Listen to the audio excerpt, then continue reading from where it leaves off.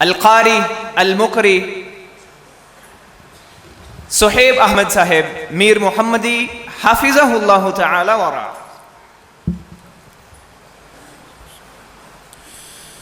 بسم اللہ الرحمن الرحیم، الحمد للہ والصلاة والسلام على خیر خلق اللہ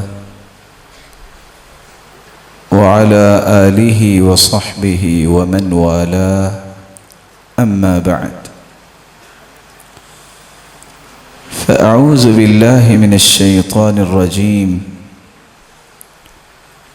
يرفع الله الذين آمنوا منكم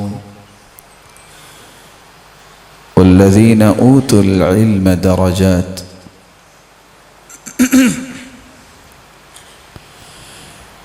لائق ست تکریم سامعین مکرم، اللہ ذوالجلال کا یہ فیصلہ ہے کہ رفعت، بلندی، شان و شوکت اور مقام و مرتبہ اللہ تعالیٰ نے ان لوگوں کے لیے رکھا ہے جو ایمان کی دولت مل جانے کے بعد علمی درجات طے کرتے ہیں۔ خوش نصیب اور بختور ہیں وہ والدین جن کی اولادوں نے یہ علمی درجات طے کیے۔ اللہ ذوالجلال ان سب کو عالم ربانی بنائے اور صدقہ جاریہ بنائے۔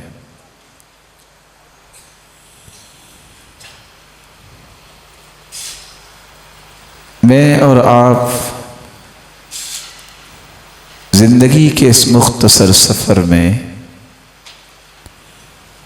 کون سے اعمال کریں جس سے رفعت اور بلندی مجھے اور آپ کو نصیب ہو جائے، اور میں کون سے اعمال سے بچ جاؤں جس سے میں اور آپ کہیں اللہ ذوالجلال کی ناراضگی کے حقدار نہ بن جائیں۔ میں اس مختصر سے وقت میں صرف 3 گزارشیں آپ کے سامنے رکھنا چاہوں گا۔ سب سے پہلی گزارش، علم کیوں سیکھا جاتا ہے؟ اور دوسری گزارش، عمل اللہ کے ہاں کون سا قبول ہوتا ہے؟ اور تیسری گزارش، علم سیکھنے کے بعد عمل کرتے ہوئے مجھے کن باتوں کا خیال کرنا چاہیے تاکہ میرا ہر عمل میرے لیے صدقہ جاریہ بن جائے۔ رسول اکرم صلی اللہ علیہ وسلم نے 3 فیصلے سنائے ہیں علم کے متعلق۔ پہلا فیصلہ یہ ہے، من سلک طریقا یلتمس فیہ علما سہل اللہ لہ بہ طریقا الی الجنہ۔ جو شخص علم حاصل کرنے کے لیے اپنے گھر سے نکلتا ہے، اس راستے پہ نکلتا ہے، اس قدر یہ خوش نصیب انسان ہے، اس قدر یہ سعادت مند انسان ہے کہ اللہ ذوالجلال اس کے لیے جنت کا راستہ آسان کر دیتے ہیں۔ دوسرا فیصلہ اللہ کے رسول صلی اللہ علیہ وسلم نے ان الفاظ کے ساتھ سنایا ہے کہ جب بھی کوئی شخص علم حاصل کرنے کے لیے گھر سے نکلتا ہے، ان الملائکہ لتضع اجنحتها لطالب العلم رضا بما يطلب۔ چونکہ طالب علم حاصل کرنے کے لیے نکلتا ہے، اللہ ذوالجلال اس خواہش اور تمنا اور شوق اور عمل کو اس قدر پسند کرتے ہیں کہ اس سے راضی ہو کر فرشتوں کو حکم دیتے ہیں کہ اس کے قدم زمین پہ نہیں لگنے چاہیے، تم اپنے پروں کو اے فرشتوں بچھا دو۔ اور تیسرا فیصلہ اللہ کے رسول صلی اللہ علیہ وسلم نے فرمایا ہے، جو شخص گھر سے نکلتا ہے اور اللہ کے گھر کی طرف آتا ہے، لا يريد الا ان يتعلم او يعلم،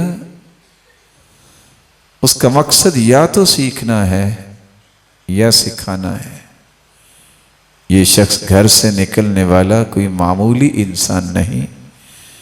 جب یہ شخص واپس اپنے گھر جاتا ہے فَأَجْرُهُ كَأَجْرِ الْحَاجِّ الْمُحْرِمِ، جب یہ واپس گھر چلا جاتا ہے تو اللہ عز و جلال اس کو اجر اتنا ہی عطا کرتے ہیں جتنا حاجی حج کرنے گیا اور حج کر کے واپس آ گیا۔ یہ واحد وہ شخص ہے جس نے علم کو سیکھا کہ اللہ نے اتنی شان دی ہے، اس کو اتنی شان دی ہے، فرمایا فضل العالم علی العابد كفضل القمر لیلۃ البدر علی سائر الکواکب۔ 14ویں رات کے چاند کی چمک اور دمک عجیب ہی ہوتی ہے، حالانکہ پورا آسمان جو ہے وہ ستاروں سے تو بھرا ہوتا ہے۔ جس طرح 14ویں رات کے چاند کی فضیلت ستاروں پر ہے، اسی طرح ساری رات سجدے کرنے والا، تہجد پڑھنے والا، یہ تہجد گزار، اس پر ایک عالم کی فضیلت اسی طرح ہے جس طرح چاند کی فضیلت ستاروں پر ہے۔ بلکہ یہ واحد وہ انسان ہے۔ رسول اکرم صلی اللہ علیہ وسلم نے کس قدر عظیم سٹیٹمنٹ دی ہے، ان العلماء ورثۃ الانبیاء، علماء تو انبیاء کے وارث ہوتے ہیں۔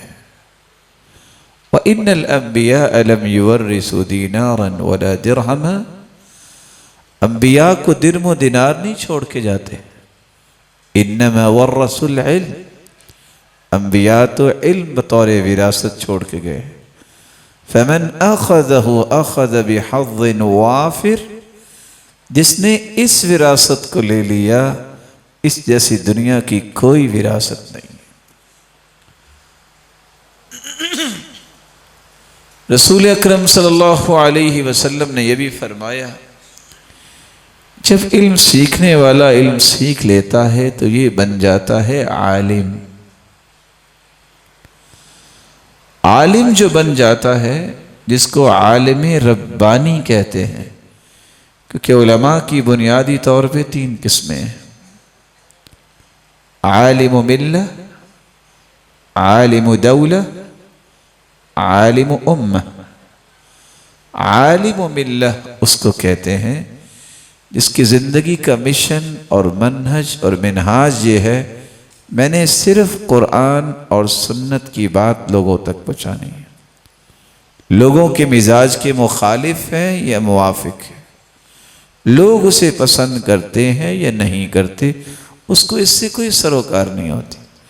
اس کو صرف یہ ہوتا ہے کہ مجھے حکم یہ ہے کہ میں نے اس دین کی دعوت اور تبلیغ کرنی ہے جو اللہ نے آسمانوں سے اتارا ہے، اور اللہ نے آسمانوں سے قرآن کو اتارا ہے، اور حدیث کو بھی جبریل لے کر آیا کرتے تھے۔ یہ ہوتا ہے عالم ربانی۔ ایک ہوتا ہے عالم دولہ، ایسا عالم جس کے پاس علم تو ہے لیکن صرف وہ فتویٰ دے گا جس سے حکومت خوش رہے، وقت کا بادشاہ خوش رہے، یہ عالم دولہ ہوتا ہے، اسی کو ہی عالم سو کہتے ہیں۔ اور تیسرا عالم ہوتا ہے عالم امہ، اس کو نہ یہ غرض ہوتی ہے کہ قرآن و حدیث کیا کہہ رہا ہے، نہ اس کو یہ غرض ہوتی ہے کہ میں نے اللہ کے سامنے پیش ہونا ہے اور مجھے جواب دینا ہے. اس کو صرف ایک غرض ہوتی ہے کہ لوگ کس بات پہ خوش ہوتے ہیں میں نے وہ بات کرنی ہے. اس کو بھی عالم سو کہتے ہیں. عالم ربانی وہ ہوتا ہے الذي يربي الناس بصغار العلم قبل كباره كونوا ربانيين اے فقہاء حکماء، دین کی گہری بصیرت حاصل کرنے والے اور دین کی حکمت و دانائی سے گہری واقفیت رکھنے والے، اور پھر لوگوں کو چھوٹی چھوٹی چیزوں کے ساتھ تربیت دینے والے اور لوگوں کی نوک پلک درست کرنے والے، ان کے رویوں کی کانٹ چھانٹ کرنے والے، انہیں مہذب بنانے والے، یہ ہوتے ہیں عالم ربانی. اور انہوں نے صرف دو چیزوں کو ہی فوکس کرنا ہوتا ہے، یہ میرے رب کا فرمان ہے اور یہ میرے رب کے محبوب کا فرمان اور عمل اور کردار ہے. اللہ ہمیں بھی ایسے علماء کی صف میں شامل فرمائے. اس لیے عالم ربانی کا ایک ایک حرف اس کے لیے صدقہ جاریہ بن جاتا ہے. رسول اکرم صلی اللہ علیہ وسلم کا فرمان ہے ان اللہ وملائکتہ واہل السماوات والارضین حتی النملہ فی جحرها وفی روایہ وحتی نینان البحر لیصلون علی معلم الناس الخیر. اللہ عز و جلال رحمتوں کی برکھا برساتے ہیں، کھربوں کی تعداد میں نورانی فرشتے اس کی برکت اور مغفرت کی دعائیں کرتے ہیں، اور زمین میں بسنے والی جتنی بھی مخلوقات ہیں، سمندروں اور دریاؤں میں مچھلیاں، ہواؤں اور فضاؤں میں پرندے، سب کے سب اس بات کے پابند ہیں تم دعائیں کرو اس ہستی کے لیے جو لوگوں کو خیر اور بھلائی کی تعلیم دیتا ہے. خوش نصیب ہیں وہ لوگ جن کو اللہ نے یہ صلاحیت دے دی اور لوگوں کو خیر و بھلائی کا پیغام پہنچاتے ہیں. لیکن یہ عالم ربانی یہ سارے ثمرات اس وقت تک اپنے دامن میں سمیٹ نہیں سکتا جب تک علم حاصل کرتے وقت، علم کو پھیلاتے وقت، علم کو پیش کرتے وقت ایک بنیادی نقطہ سامنے نہیں رکھتا کہ وہ یہ علم سیکھے بھی تو اللہ کی رضا کے لیے، علم سکھائے بھی تو اللہ کی رضا کے لیے، اس کو دنیا کے کونے کونے تک پہنچائے بھی تو اللہ کی رضا کے لیے. اس لیے سلف کہا کرتے تھے نا کہ ہم بسا اوقات ذکر اور دعا اس لیے کرتے ہیں کہ اس سے میں ٹھیک ہو جاؤں گا، اس سے میرا یہ نفع ہو جائے گا. ٹھیک ہے قرآن اور حدیث پڑھنا چاہیے، لیکن کاش کہ اس لیے پڑھا جائے کہ میرا رب راضی ہو جائے. جب رب راضی ہو جائے گا تو وہ راضی کر کے بھی دکھائے گا. جس پہ اللہ جل راضی ہو جائیں اس کو پھر دنیا میں بھی راضی کرتے ہیں اور آخرت میں بھی راضی کریں گے. رسول اکرم صلی اللہ علیہ وسلم نے اس لیے فرمایا تھا من طلب العلم، جو شخص علم کو حاصل کرتا ہے لیباہی بہ العلماء، اس لیے کہ وہ علماء میں بیٹھ کے فخر کر سکے کہ میں بھی عالم ہوں، او لیماری بہ السفہاء، یا اس لیے وہ علم حاصل کرتا ہے کہ میں بھی جھگڑا کر سکوں، میں بھی اپنے آپ کو ڈیبیٹ کے قابل بنا سکوں، او لیصیب بہ عوضا من الدنیا، یا وہ اپنے اس علم کا بدلہ دنیا سے ہی لینا چاہتا ہے، او لیصیب بہ عرضا من الدنیا، یا خالص دنیا کی کمائی کے لیے علم حاصل کرتا ہے.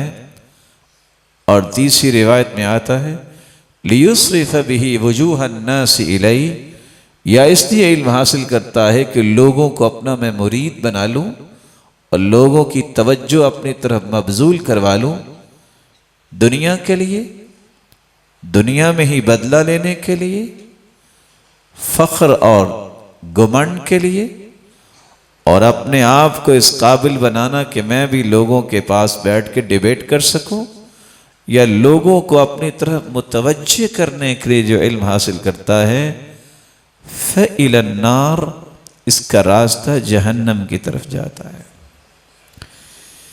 اس لیے میں گزارش کروں گا جو یہاں سے روشن چہرے فارغ ہوئے، اللہ ان کے ہاتھوں پہ خیر کو جاری فرما، مولا کریم ان کے اساتذہ گرامی پر کروڑہا رحمتیں نازل فرما۔ علم پڑھتے وقت جو کل کلاں فارغ ہوں گے، یا علم کو پڑھاتے وقت، بیان کرتے وقت، اس اصول کو نہ چھوڑیے گا کہ میرا رب راضی ہو جائے۔ آپ کے پاس تھوڑا بھی علم ہے، اگر خالص ہوگا، اخلص دینک یکفیک القلیل من العمل، دین کو، علم کو اللہ کے لیے خالص کر لو، تھوڑا علم بھی بابرکت بن جائے گا۔ بندار محدث کہتے ہیں، میری ماں نے کہا بیٹا اتنی دور پڑھنے کیوں جانا چاہتی ہو، میں بھی بوڑھی ہوں، تم نیت کو خالص کرو اور یہاں اسی شہر کے لوگوں سے تم پڑھنا شروع کر دو۔ بندار محدث پڑھنے لگ گئے، کہتے ہیں بڑی بڑی تمنا تھی کہ میں فلاں محدث سے پڑھوں، فلاں محدث سے پڑھوں۔ میں نے ماں کی بات کو اس طرح پلے باندھا، میں نے نیت کو خالص کیا، ماں کی دعائیں لی، میں جن کے پاس پڑھنے کی تمنا کرتا تھا، ایک وقت آیا کہ وہ محدثین مجھ سے زندگی کے ادب و آداب سیکھنے آ گئے۔ اخلص دینک یکفیک القلیل من العمل، تھوڑا بھی علم ہوگا، تھوڑا بھی عمل ہوگا، اگر خالص ہوگا اللہ کی رضا کے لیے، بہت بابرکت ہوگا۔ اللہ حضر جلال یہ اخلاص والا علم اور عمل ہمیں نصیب فرمائے۔ میمون بن مہران کہا کرتے تھے، اعمالنا قلیلہ فاخلصوا هذه الاعمال، ہم تو عمل زیادہ کرتے بھی نہیں ہیں، کرتے بھی تھوڑے سے اعمال ہیں، چلو جو تھوڑے اعمال کرتے ہیں ان کو تو خالص کر لو۔ عمل ہوتا بھی وہ قبول ہے جو اللہ کی رضا کے لیے کیا جائے۔ ان اللہ لا يقبل من العمل الا ما كان له خالصا وابتغي به وجهه، اللہ ذو جلال کے ہاں شرف قبولیت حاصل کرتا ہے تو وہ عمل جو خالص اس کی رضا کے لیے کیا جاتا ہے۔ آپ صلی اللہ علیہ وسلم نے یہ کب فرمایا؟ غور کرنے والی بات ہے۔ ایک شخص آ کے سوال کرتا ہے، یا رسول اللہ صلی اللہ علیہ وسلم، رأیت الرجل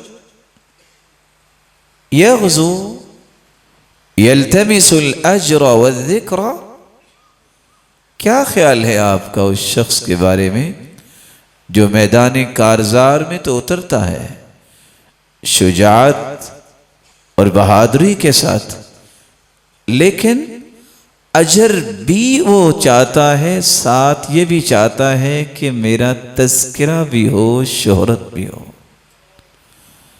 ما لہو، اللہ کے پیارے پیغمبروں سے کیا ملے گا؟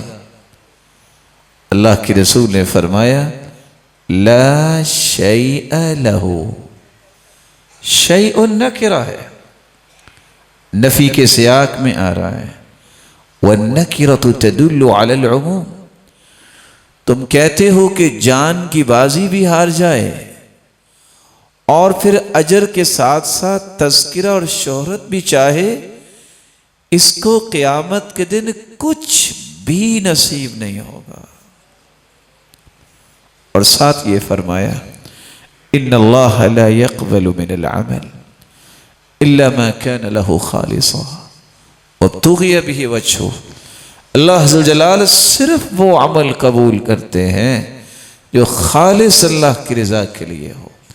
اس لیے میں آپ کی خدمت میں گزارش کروں گا، دو چھوٹی چھوٹی دعائیں کبھی نہ بھولیں۔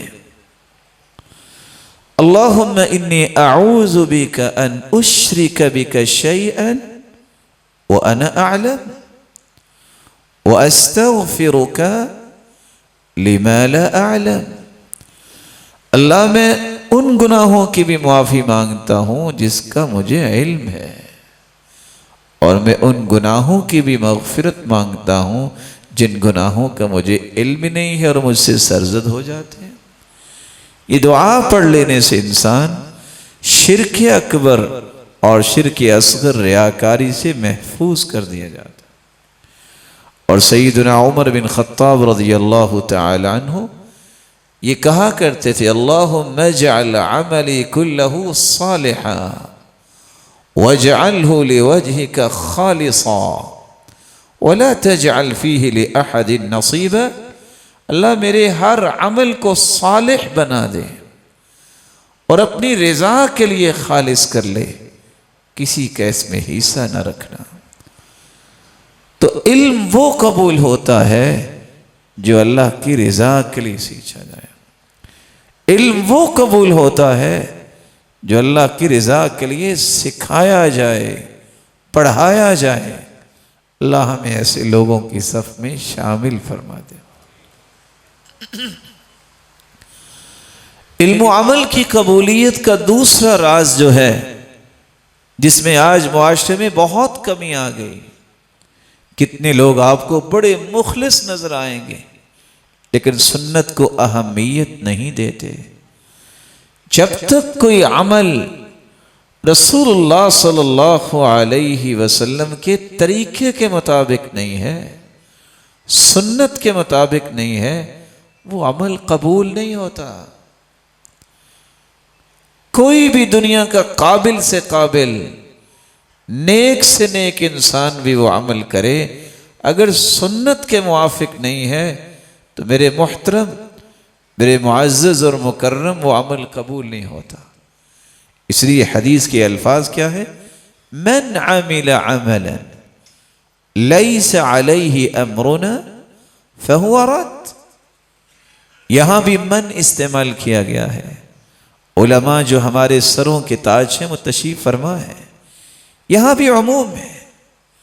عامل عملا، یہاں دیکھیں تاکید بھی ہے، اور پھر عملا یہاں بھی نکرہ استعمال ہوا ہے۔ دنیا جہان کا نیک عمل سمجھ کے انسان کرے، دنیا جہان کی قابل ترین شخصیت عمل کرے، اگر وہ سنت کے مطابق نہیں تو میرے محترم وہ عمل اللہ کے ہاں قابل قبول نہیں۔ اس لیے علماء کہا کرتے تھے، سیدنا حسن بصری رحمۃ اللہ علیہ، لا يقبل القول الا بالعمل۔ کوئی بھی قول قابل قبول نہیں جب تک اس کے مطابق عمل نہیں ہوتا۔ ولا يقبل القول والعمل الا بالنیہ، اور کوئی بھی قول اور عمل اللہ کے ہاں کوئی وزن نہیں رکھتا جب تک اس میں نیت خالص نہ ہو۔ اور آگے کیا فرما دیا؟ ولا يقبل القول والعمل والنیہ الا باتباع السنہ۔ نیت بھی، قول بھی، عمل بھی اس وقت تک قابل قبول نہیں جب تک وہ سنت کے مطابق نہیں ہے۔ السنہ سفینۃ نوح، من رکبها نجا ومن تخلف عنها ہلک۔ یہ سنت کے مطابق عمل کرنا تو ایسا ہے جیسے سیدنا نوح علیہ السلام کی کشتی میں سوار ہونے والے کا حال تھا، وہی بچے تھے جو پیچھے رہ کے سب غرق ہو گئے تھے۔ اللہ تعالی ہمیں سنت کے مطابق کام کرنے کی توفیق عطا فرمائے۔ ایک شخص سوال کرے گا، میں کیسے پتہ کر سکتا ہوں کہ میرا عمل سنت کے مطابق ہے کہ نہیں ہے؟ میں تو ساری کتابیں نہیں پڑھا ہوا، میرے پاس تو اتنا گہرا علم نہیں ہے۔ اگر آپ ساری کتابیں نہیں بھی پڑھے تو میرے بھائی 6 چیزیں یاد رکھ لو، آپ زندگی کی آخری سانس تک کبھی سنت سے دور نہیں ہوں گے، کبھی آپ بدعت کے قریب نہیں جائیں گے۔ سنت وہ ہوتا ہے عمل، وہ عبادت سنت ہوتی ہے ان تکون العبادہ موافقتا،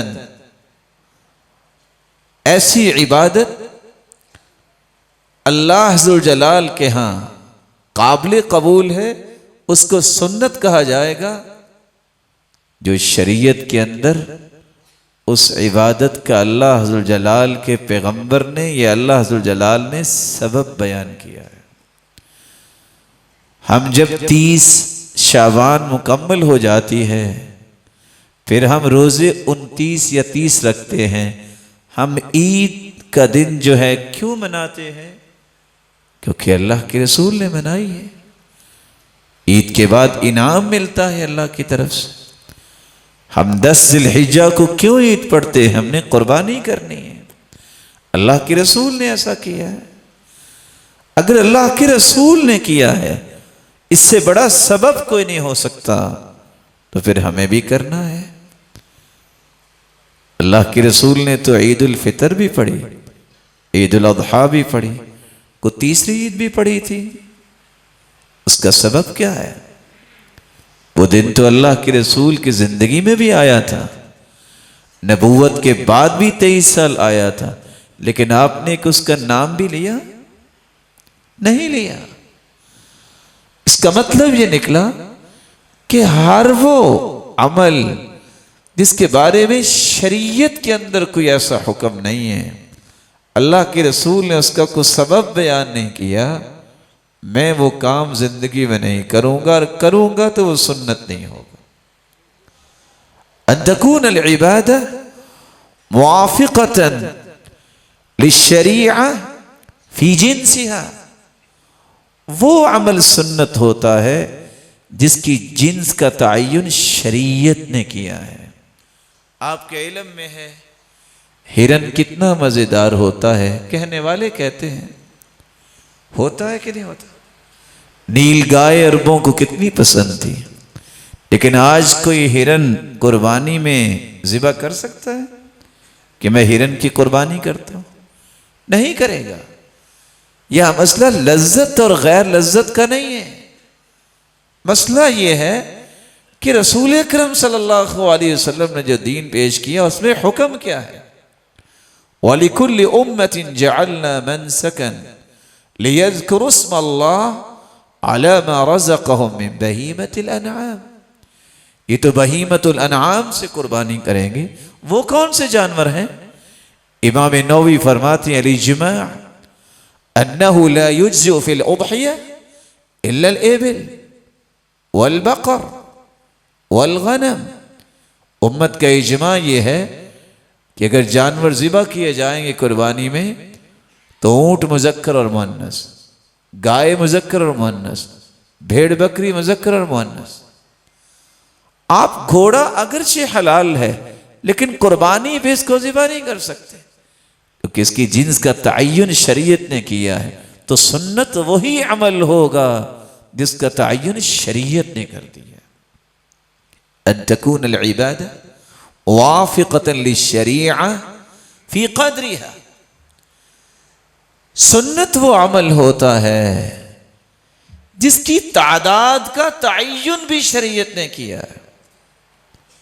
صبح کے ہم کتنے فرض پڑھتے ہیں؟ آواز نہیں آئی۔ اگر ایک شخص کہتا ہے جی وہ چھوڑے جی کافی زندگی گزار لی ہے، میں نے اب اللہ کے قریب ہونا ہے، میں نے آئندہ سے صبح کی 4 رکعتیں پڑھنی ہیں، جائز ہے؟ بھی نماز ہی پڑھے گا نا، پھر کیا ہوا؟ آج جب بھی کسی سے کہتے ہیں نا بدعت کیوں اختیار کرتے ہو، کہتے ہیں نیکی ہے نا۔ نیکی وہ ہے جو محمد مصطفیٰ نے کر کے دکھا دی اور سمجھا دی اور خلفائے راشدین نے اختیار کی۔ اس لیے صحیح الجامع کی روایت ہے قیامت کے نزدیک بدعت اتنی عام ہوگی، لوگ 2 رکعتوں کی بجائے صبح کی بھی 4 رکعتیں پڑھیں گے۔ آپ وضو کے اعضاء جب وضو کرتے ہیں تو ہاتھ کتنی مرتبہ دھوتے ہیں؟ آپ 3 مرتبہ بھی دھو سکتے ہیں، بھی دھو سکتے ہیں، اور صحیح بخاری میں امام بخاری لے کے آئے ہیں آپ 1 مرتبہ بھی دھو سکتے ہیں۔ لیکن ایک شخص کہے نہیں میں نے تو 10 مرتبہ بازو کو دھونا ہے، ٹھیک ہے بے وضو ہی کر رہا ہے نا۔ اس کی تعداد کا تعین شریعت نے کیا ہے، 1 2 3۔ اگر کوئی زیادہ کرے گا فقد اعتدى، زیادتی کرے گا، ظلم کرے گا، اخطا، غلطی کرے گا۔ اس لیے امام مالک کے پاس ایک شخص آیا، کہتا ہے میں نے 5 مشکیزیں اپنے اوپر بہائے ہیں، میرا غسل ہو گیا؟ تو کہتے ہیں آپ پہ تو غسل واجب ہی نہیں۔ تو وہ کیسے؟ کہا کبھی دیوانوں پر بھی غسل واجب ہوا ہے؟ تو تم نے 5 مشکیزیں پانی کے ضائع کر دی اور ابھی پوچھ رہے ہو کہ میرا غسل ہوا کہ نہیں ہوا؟ شریعت یہ نہیں ہے کہ آپ وضو کرتے وقت اپنی محبت، اپنی سوچ کے مطابق کہیں کہ میں نے تو بازو 10 مرتبہ دھونا ہے، 8 مرتبہ دھونا ہے۔ اس کی تعداد شریعت نے طے کر دی ہے۔ کیا عید کی بھی تعداد شریعت نے طے کی ہے کہ نہیں؟ کتنی عیدیں ہیں اسلام میں؟ وَقَدْ أَبْدَلَكُمُ اللَّهُ، حدیث کہتی ہے نا صحیح بخاری کی کہ اللہ نے 2 دن تمہیں دیے ہیں، تیسری کا تو نام ہی کا نہیں۔ ابھی وقت آنے والا ہے لوگ اس کے بارے میں بھی شور مچائیں گے۔ عیدان عند اولی النہى لا ثالث لهما لمن يبغي السلامة في غد الفطر والأضحى وكل زيادة فيهما خروج عن سبيل محمد۔ جس بندے کا دین ایمان ہے اس کے پاس تو 2 عیدیں ہی ہیں، اسلام نے تعین 2 عیدوں کا کیا ہے۔ جو تیسری منانا چاہتا ہے وہ اسلام سے الگ ہو کے منا سکتا ہے، اسلام میں اس کی کوئی گنجائش نہیں۔ چوتھی شرط یہ ہے جس سے آپ پہچان سکتے ہیں کہ عمل سنت کے مطابق ہے کہ نہیں، ان تکون العبادہ موافقۃ للشریعہ فی کیفیتها۔ شریعت نے ہر عبادت اور عمل کی کیفیت بھی پیش کی ہے۔ حدیث میں آتا ہے کہ اللہ کے رسول جب نماز کے لیے کھڑے ہوتے تو ہاتھ کہاں تک لے جاتا تھا؟ حذو منکبیہ، کندھوں کے برابر، حیال اذنیہ، کانوں کی لو تک، اور سنن نبی داؤد کی روایت یرفعون الی صدورہم، سینے تک۔ اگر کوئی ہاتھ یہاں تک لے جائے یہ سنت ہوگا؟ کیونکہ اللہ کے رسول نے نہیں کیا، کیونکہ صحابہ نے نہیں کیا۔ سامنے ہاتھ باندھنے کی بجائے پیچھے باندھ لے، ٹھیک ہوگا؟ اگر یشد بہما علی صدری، سنن نبی داؤد کی روایت ہے کہ اللہ کے رسول سینے پر باندھتے تھے، کوئی گردن پر باندھ لے، کوئی زیادہ ہی کہے کہ میں نے تو یہ کر کے چھوڑنا ہے تو ٹھیک ہوگا، اور اگر کوئی کہے کہ میں نے تو ادھر باندھنا ہے یہ سنت ہوگا؟ سنت وہ عمل ہوتا ہے جس کی کیفیت رسول اللہ صلی اللہ علیہ وسلم نے طے کر دی ہے۔ آپ وضو کو لے لیجئے، ہم وضو جب کرتے ہیں تو پہلے کیا کرتے ہیں؟ کس کو دھوتے ہیں؟ ہم ہاتھوں کو دھوتے ہیں۔ اس کے بعد اگر ایک انسان کہے میں تو بہت تھکا ہوا ہوں، پہلے پاؤں دھو لیتا ہوں، چلو اس کے بعد بازو دھو لوں گا، تو چہرہ دھو کے ہاتھ آخر میں دھلی جائیں گے، وہی سارے کام کرتا ہے جو وضو کے ہیں، وضو ہو جائے گا اس کا؟ یہ ترتیب اللہ کے رسول نے بیان ہی نہیں کی۔ ایک بندہ سارا دن کام کرے، کہے بڑی تھکاوٹ ہے، بیٹھے بیٹھے کہے اللہ اکبر، پہلے 2 سجدے کر لے، بڑی مشکل سے اٹھ کے رکوع کرے اور قیام کر کے سلام پھیر دے، رکعت تو ہو گئی نا پوری، تو ٹھیک ہے ایسی نماز؟ اس کی کیفیت رسول اللہ صلی اللہ علیہ وسلم نے طے کر دی، اسی کیفیت کے مطابق وضو ہوگا۔ آپ کام وہی کریں نماز کے، لیکن اگر کیفیت وہ نہیں ہے تو یاد رکھنا یہ سنت نہیں ہو سکتا۔ 5ویں شرط، آپ کیسے پہچان سکتے ہیں کہ سنت کے مطابق میں عمل کر رہا ہوں؟ شریعت نے عمل کا ایک وقت طے کر دیا ہے، اس سے پہلے اور بعد میں نہیں ہو سکتا۔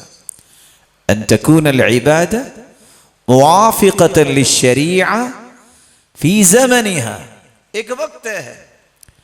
کیا خیال ہے آج آپ رات کو لیٹ فارغ ہوں گے تو پھر رات 12 بجے صبح کی نماز پڑھ کے سو جائے؟ بولے نہیں ہے؟ ہو سکتی ہے؟ اس کا وقت طے ہے۔ ایک بندہ کہے میں 4 سال پہلے گیا تھا، توبہ توبہ اتنی بھیڑ تھی مینا کے اندر، سنا ہے کہ 27 لاکھ لوگ تھے۔ میں نے نا اس سال ذہن بنایا ہے کہ جیسے ہی حج کھلتا گیا نا، میں نے چپ کر کے محرم کے آخر میں جانا ہے۔ مینا بھی خالی ہوگا، میدان عرفات بھی خالی ہوگا، سکون سے عرفہ میں دعائیں کریں گے اور ٹھاڑ سے شیطان کو کنکریاں ماریں گے، ہو جائے گا اس کا حج۔ الحج اشہر معلومات، حج کے ایام طے ہیں۔ یہ شوال، ذوالقعدہ اور ذوالحجہ کے پہلے 10 دنوں میں ہیں۔ آپ یہ محرم سفر میں نہیں کر سکتے، اس کا وقت طے ہے۔ عید کا بھی وقت طے ہے کہ نہیں ہے؟ عید الفطر کب پڑھی جائے گی؟ جب ہم روزے رکھ لیں گے۔ اور عید الاضحیٰ کب ہم پڑھتے ہیں؟ 10 ذی الحجہ کو۔ اور تیسری عید کا وقت کس نے تعین کیا ہے؟ یہ سنت نہیں ہو سکتا۔ چھٹی بات یہ ہے، وہ عبادت اور وہ عمل سنت کے مطابق ہوگا۔ ان تکون العبادہ موافقۃ للشریعہ فی مکانہا، ایک جگہ کا تعین شریعت نے کیا ہے۔ آپ راجوال میں 55 سال نمازیں پہلی صف میں تکبیر اولیٰ کے ساتھ پڑھیں، اس کے مقابلے میں آپ بیت اللہ میں ایک نماز پڑھیں تو 55 سال کی نمازوں سے وہ افضل ہے۔ آپ اگر اس مبارک مسجد، اللہ عز و جلال اس کو توحید و سنت کا مرکز بنایا ہے، اس کو مزید مضبوط و مربوط بنائے اور بلندیوں سے نوازے، میں اور آپ اس مسجد کے 700 چکر بھی لگا لیں تو ہمیں طواف کا ثواب ملے گا؟ وہ صرف بیت اللہ کا ہے۔ جب تک یہ 6 اصول آپ کو یاد ہیں، آپ کبھی بھی بدعت کے قریب نہیں جائیں گے۔ اس لیے عمل وہ قبول ہوتا ہے جو سنت کے مطابق ہو۔ اس لیے راوی کہتے ہیں میں نے امام احمد بن حنبل کے ساتھ سفر کیا، ان کی زبان سے دعا ہی ایک نکلتی تھی، اللہم احینا علی الاسلام والسنہ، یا اللہ جب تک رکھنا اسلام پہ رکھنا اور سنت کے مطابق زندگی گزارنے والے لوگوں میں شامل رکھنا۔ لیکن یہاں یہ بات بھی میں آپ کی خدمت میں پیش کر دوں، عمل کب انسان کا ٹھکرایا جاتا ہے، کب قبول نہیں ہوتا۔ آپ دنیا جہان کی ڈگری حاصل کر چکے ہیں، لیکن اگر آپ کی زبان اور آپ کے عمل پہ شرک آ گیا تو یاد رکھنا عمل قبول نہیں ہوگا۔ وَلَوْ أَشْرَكُوا لَحَبِطَ عَنْهُمْ مَا كَانُوا يَعْمَلُونَ، انبیاء کا تذکرہ اللہ نے کیا ہے، کہا کہ اگر وہ انبیاء کی مبارک ہستیاں، وہ بزرگ ہستیاں بھی اگر شرک کرتی تو جو ان کے اعمال تھے وہ ضائع ہو جاتے۔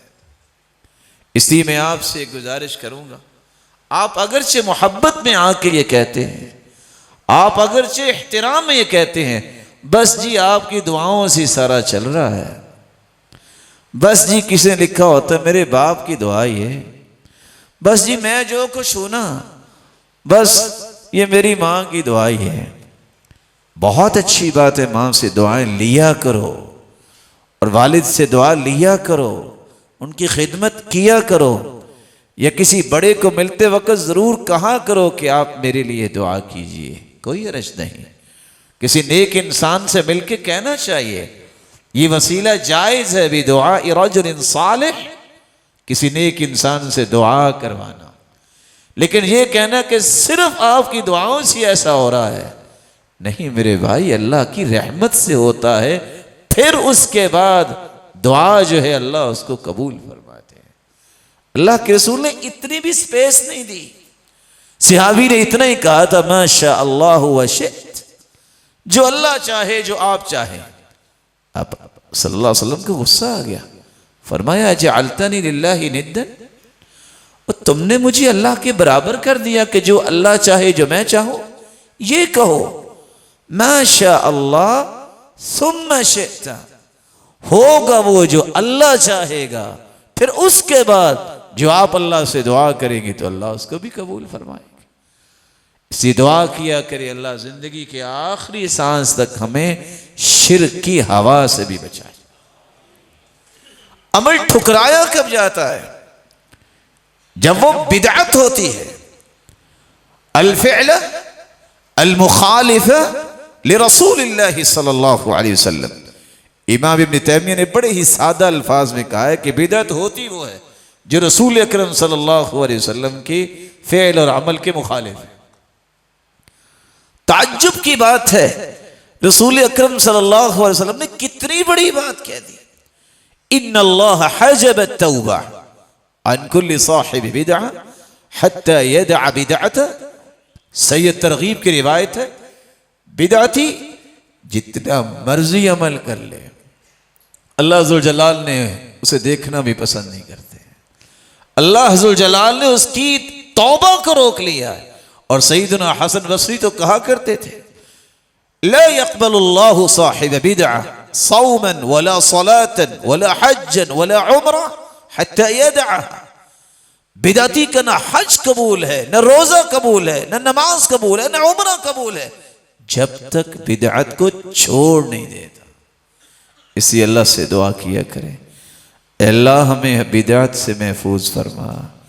سلف کہا کرتے تھے انسان جتنا بدعت میں آگے چلا جاتا ہے اتنا وہ اللہ سے دور ہو جاتا ہے، اور اس کی ادنا سی نشانی جو ہے محدثین نے بیان کی ہے، بدعتی کی نشانی یہ ہے کہ اس کے دل میں حدیث کا بڑا بغض ہوگا۔ آپ اس کے سامنے حدیث پیش کریں، کہتے چھوڑو میں نہیں مانتا اس کو۔ اور اہل الحدیث جو حدیث والے ہیں ان کے بارے میں بھی اس کا بغض ہوگا۔ اللہ عز و جلال ہمیں محفوظ فرمائے۔ قرآن نے اس لیے یہ راز بیان کیا ہے، یا ایہا الذین آمنوا لا ترفعوا اصواتکم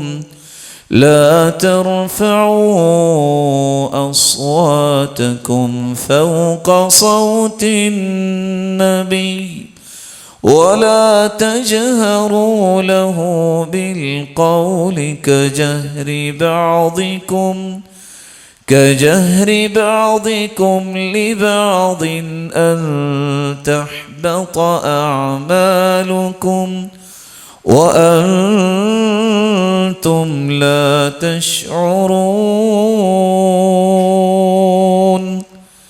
جس طرح زندگی میں اللہ کے رسول کی بات پہ کسی کو بلند آواز اور بلند بات کرنے کی اجازت نہیں تھی، آج ہمیں بھی جب حدیث آ جائے تو اپنی بات کو اس کے اوپر مقدم نہیں کرنا چاہیے، اس بات پہ اپنی بات کو بلند نہیں کرنا چاہیے۔ قرآن کہتا ہے تمہارے تو اعمال ضائع ہو جائیں گے، تمہیں پتہ ہی نہیں چلے گا۔ اللہ عز و جلال ہمارے اعمال کو محفوظ فرمائے۔ تو شرک سے بچیے گا۔ لفظ دیکھیے کتنے بڑے ہیں، وَإِن قُطِعْتَ او حرقت، تمہارے ٹکڑے کر دیے جائیں، تمہیں آگ سے جلا دیا جائے، کبھی شرک نہ کرنا، توحید پہ کمپرومائز نہ کرنا۔ یہ چھوٹی بات ہے انسان کے ٹکڑے ہو جائیں، اتنی بڑی بات، اور سنت سے ہٹ کے کوئی کام نہ کرنا۔ میں صرف دو باتیں پیش کر کے بات مکمل کرنا چاہوں گا۔ ہوتا یہ ہے انسان جب پڑھ لکھ بھی جاتا ہے تو زندگی میں مصیبتیں بھی آتی ہیں، خوشیاں بھی آتی ہیں، یہ زندگی کا حصہ ہے۔ ساری زندگی تو صحت نہیں رہتی، اور ساری زندگی بیماری بھی نہیں رہتی۔ آخر رات کے بعد دن تو آتا ہے، اور دن کے بعد رات کا اندھیرا بھی آتا ہے۔ جتنی گھٹائیں نظر آتی ہیں، جتنے گہرے بادل ہوں، وہاں بارش بھی پھر خوب برستی ہے۔ اس لیے اس کو زندگی کا حصہ سمجھیں۔ کبھی اپنے ایمان کا سودا نہ کریں۔ اولاد نہیں ملی، جنوں کی شکایت ہو گئی، کوئی مسئلہ بن گیا، کسی نجومی کے پاس چلے جاتے ہیں، کسی کاہن کے پاس چلے جاتے ہیں، کوئی بنگالی بابے کے پاس چلا جاتا ہے، تو ہمارے پاس قرآن ہے۔ بچھو کا ڈسا ہوا سورۃ الفاتحہ پڑھ کے دم کرنے والے صحابی نے کیا، اگر وہ کیسا بھی تھا انسان لیکن سورۃ الفاتحہ تو اس پہ بھی اثر کر گئی، بچھو کا ڈسا ہوا اس طرح ٹھیک ہو گیا کہ انما نشط من عقال، گرا باندھی تھی جیسے کھل گئی، ہاتھ پاؤں بندھے ہوئے ہیں، دیوانہ انسان ہے، سورۃ الفاتحہ پڑھ کے دم کیا، بندہ ٹھیک ہو گیا۔ اس لیے یاد رکھیے یہ اللہ کے فیصلے ہیں۔ ان اللہ اذا احب عبدا ابتلاہ، اللہ جب کسی کو پسند کرتے ہیں تو اس پہ آزمائش ڈالتے ہیں۔ سبب کیا ہے؟ ان الرجل ليكون له عند الله المنزلہ فما يبلغها العمل، اللہ نے ایک مرتبہ انسان کا طے کر دیا ہے جنت میں، اس کا عمل وہاں تک اس کو سپورٹ نہیں کر رہا۔ فما يزال الله يبتليه بما يكره حتى يبلغه إياها، معمولی پھر تکلیفوں کے ذریعے اللہ اپنے بندے کو اس بلند درجوں تک پہنچا دیتے۔ اس لیے زندگی بھی کبھی کسی کاہن کے پاس نہ جائیں، نجومی کے پاس نہ جائیں، یہ بنگالی باوے، یہ جادوگر، کیونکہ حدیث کے الفاظ من اتى عرافا فسأله عن شيء لم تقبل له صلاة 40 ليلة، جو کسی پامس کے پاس کہ دیکھیے ذرا میرا ہاتھ کیسا ہے، کسی کاہن کے پاس، نجومی کے پاس جاتا ہے، صرف پوچھ لیتا ہے، 40 دن تک اس کی عبادت قبول نہیں ہوتی۔ اور دوسری روایت میں آتا ہے فصدقه بما يقول فقد كفر بما انزل على محمد صلی اللہ علیہ وسلم، اگر اس کی بات آپ نے مان لی کہ ہاں یہ سچ کہہ رہا ہے، ادھر تصدیق نجومی کی کرو گے، ادھر محمد مصطفیٰ پہ اترنے والے قرآن کے منکر ہو جاؤ گے۔ اللہ تعالیٰ ہمیں ایسے راستوں سے بچائے، ہمیں قرآن سے جوڑے رکھے، حدیث سے جوڑے رکھے۔ آپ صلی اللہ علیہ وسلم نے ایک اور بات بھی بتائی، ان الرجل لیصلی 60 سنہ، ایک بندہ 60 سال نماز پڑھتا ہے، وما تقبل له صلاۃ، اس کی نماز ایک بھی قبول نہیں ہوتی۔ کیوں نہیں قبول ہوتی؟